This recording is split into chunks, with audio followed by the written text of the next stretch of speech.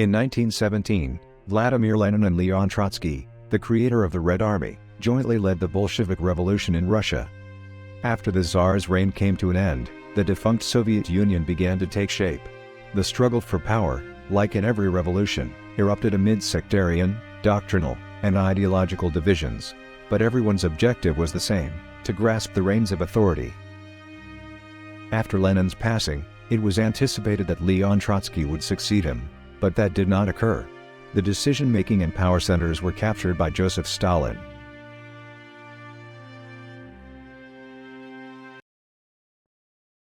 For the benefit of governments or organizations, they gather and analyze sensitive information. They carry out covert operations, infiltration, and other forms of surveillance to obtain information about prospective threats or to their advantage. Because of the often secretive nature of their employment, it calls for extreme discretion and professionalism. They could work covertly or assume different identities. They need a high level of skill, training, and mental toughness for their work, which can be dangerous. Their practice frequently involves emotional deceit and manipulation.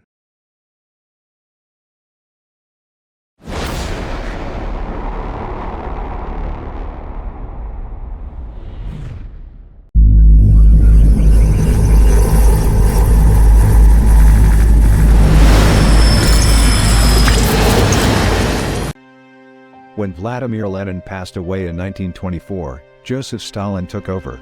He wasted no time in eliminating his rivals and anyone who had opposing views and perspectives.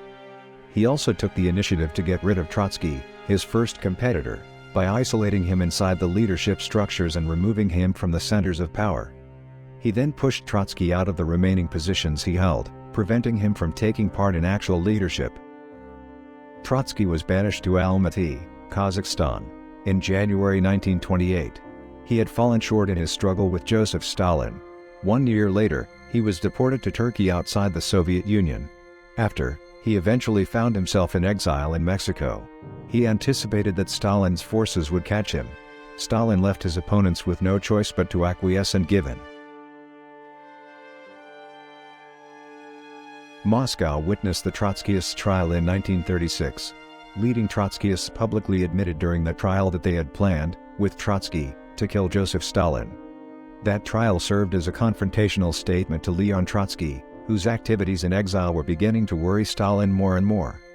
It appears that indicators of Trotsky's growing power led Stalin to resolve to kill him bodily, and he instructed an intelligence officer to oversee the execution. However, carrying out the assassination calls for a detailed strategy with no room for error, no matter how small. In January 1937, Trotsky moved in Mexico and set up residence with his wife in the home of his friend, the artist Diego Rivera. After a disagreement with Rivera, Trotsky left the Blue House before the end of April 1939. At Mexico City, he resided in another house in Mexico. On May 24, 1940, before Trotsky had spent a full month in his new home, a commando of 20 armed men invaded the house and opened fire randomly in all directions. No one was harmed. It was soon apparent that a guard who helped the shooters enter the house by opening the armored door was involved in their crime. The marks left by the bullets that were fired that day may still be seen on the walls of this house today. Doubtless Stalin was behind the operation, and it is certain that he will repeat the same action. Most commando members, including its leader David Alvarez Queiroz, a painter well known for his ties to the Communist Party, were detained by Mexican police. The KGB accelerated the establishment of 3 separate networks because Joseph Stalin would not accept the failure of the operation. A young Spaniard named Ramón Mercader resided in the Spanish city of Barcelona, hundreds of miles from Mexico. His mother is of Cuban heritage and descends from a Spanish noble family. Ramón Mercader grew up in the shadow of his estranged mother, María Caridad del Rio Hernández, with whom he spent the majority of his early years. He was raised with communist ideals and was influenced by them from an early age. His mother belonged to the Communist Party of Spain. He served in the Republican Army during the Spanish Civil War. Naum Idigon, a top KGB officer, was one of the 3 people tasked with overseeing the execution of Trotsky at the time and was staying in Spain. When he first met María Caridad del Rio, he quickly took her as his mistress. He later included her in the plot to kill Trotsky and convinced her to enlist the help of her son Ramón Mercader in the KGB. After posing as Jacques Mornard, a sports journalist for 2 years, Ramón Mercader was able to infiltrate Trotskyist circles in France. He was delighted to accomplish the tasks entrusted to him in France. Ramón Mercader met, at the University of Paris, Sylvia Aguiloff, an American Trotskyist. She tells him that in France, she provides secretarial support for Leon Trotsky. The spy found the way to meet Trotsky. For this, he pretended to have fallen in love with her, and she fell in love with him. Mercader informed Aguiloff that he had purchased a fictitious name in order to escape military service, assuaging her concerns about his genuine identity. He convinced her to relocate to Mexico City when he went there in October 1939. Ramón Mercader met several Spanish communists in Mexico City, some of whom had fought alongside him in the civil war against General Francisco Franco. Additionally, he also got acquainted with the French trade unionist Alfred Rosmer and his wife, who were close to Trotsky. He was able to visit Trotsky's home and first get to know him thanks to the connections he had in France and Mexico. Identifying himself as Frank Jackson, he says that he is a Canadian journalist and that he is preparing an article about him.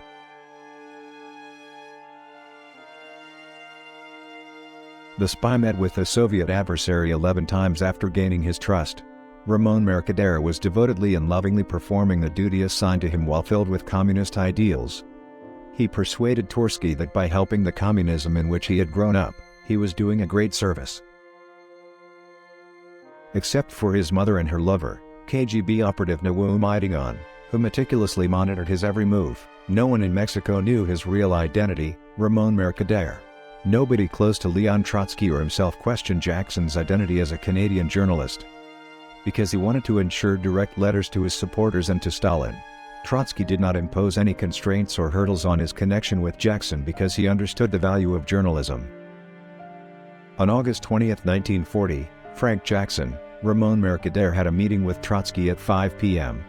It was their 12th meeting, and Jackson wanted to present his draft article to Trotsky.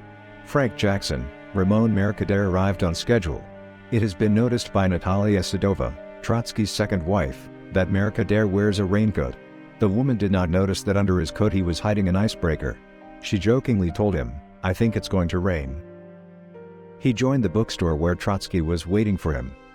For a moment Trotsky was not looking at his guest. The spy took out an icebreaker and smashed it onto the back of Trotsky's head. Trotsky turned and tried to resist. He had to break one of his forearms. He hit him on the head again and saw him collapse on the library floor. About eyewitnesses Trotsky resisted, and that he did not die immediately, but was taken to the hospital, where he underwent an operation, and that he remained alive almost a full day. In some writings there are Trotsky's last words, "I will not escape this blow," and that Stalin succeeded where he had failed before. In the medical report, the blow to Trotsky in the back of the head caused a fracture in parietal bone. When the guards heard the struggle coming from the library, they hurried their pace, caught the spy, and almost beat him to death. The details of this event remained intact in the memory of his grandson, a descendant of his daughter Zina who committed suicide by gas in Berlin, Esteban Volkov, the family's only survivor. Je revenais de l'école. Et quand je me suis rapproché de la maison, j'ai eu une sensation d'angoisse. Je sentais que quelque chose d'anormal arrivait. Il y avait des gens dans la rue, une voiture était arrêtée. Alors j'ai accéléré mon pas, et je suis rentré, alors là j'ai vu que tout le monde était bouleversé, qu'il y avait quelque chose de grave venait d'arriver. Mon première impression, c'était Mercader qui était au milieu du jardin, arrêté par des policiers. Et il était dans un état tout à fait défait. Pleurait, criait, gémissait. Jamais j'avais vu un être humain dans un tel état, non? De désarroi. De maman, je ne savais pas, je ne comprenais pas qu'est-ce qu'il faisait, cette famille-là, ce mari de Sylvia, enfin, qu'est-ce qu'il faisait là. Et après, quand je suis rentré dans la bibliothèque, alors oui, j'ai vu que Pierre Davidovitch était gravement blessé dans la chambre d'à côté. D'ailleurs, ils ne m'ont pas laissé rentrer, non, parce que lui-même, encore blessé, il a donné dans sa instruction que le garçon ne doit pas, Sieva ne doit pas voir ça. Non. During all stages of the investigation, Ramón Mercader did not reveal who sent him to kill Leon Trotsky, did not reveal his true identity. The false documents he had with him were French documents bearing the name Jacques Mornard, and Canadian documents bearing the name Frank Jackson. In his words in the court, Mercader said that when he entered Trotsky's library, he put his coat on the table to pull out an icebreaker. He also said that he decided not to miss the opportunity he had. At the moment when Trotsky is reading the article, I pulled my icebreaker out of the coat and held it firmly. I closed my eyes and hit him hard on the head. Before the trial, he told a Mexican journalist that Trotsky incited him to go to the Soviet Union and carry out sabotage there. Words that meet what Stalin's regime justified the death sentence in absentia against Leon Trotsky, and the execution of a number of his comrades who did not leave abroad. Ramón Mercader was sentenced to 20 years in prison, and the Mexican judiciary was not able to determine his true identity except by searching the Spanish judicial archives, where they found his name, as it was recorded when he was imprisoned for the first time in 1936. He expected that he would be liquidated in his Mexican prison, or that the Soviet Union would intervene to obtain his release, but that didn't happen, and he did not leave prison until 1960, after serving his full sentence. In 1961, he went to the Soviet Union, where many things had changed in Moscow. He did not receive a hero's welcome as he had dreamed of, but rather a few words followed by the signature of Leonid Brezhnev, chairman of the Supreme Soviet Council at the time, according to which Ramón Mercader was awarded the Order of Lenin, the Gold Star, and the title of the Hero of the Soviet Union, as rewards for the extraordinary work he has done. Those decorations were handed over by the chairman of the KGB at the time, Alexander Shelepin. Ramón Mercader settled in Cuba, where he died on October 18, 1978.